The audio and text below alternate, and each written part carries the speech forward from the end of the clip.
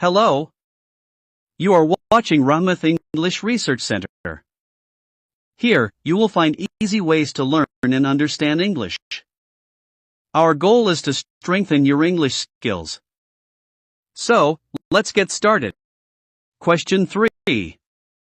Write a paragraph about your future goals or plans. Example. I will become a doctor. I will study hard and go to a good university. I am going to help people in need. Answer. My future goals as a doctor. I will become a skilled and compassionate doctor. I will work hard in my studies and gain admission to a top medical university. My goal is to specialize in pediatrics to help children recover from illnesses and lead healthy lives. I am going to dedicate myself to serving people in need, especially in rural and underserved areas where medical care is limited. I will stay updated with the latest advancements in medicine to provide the best treatment to my patients.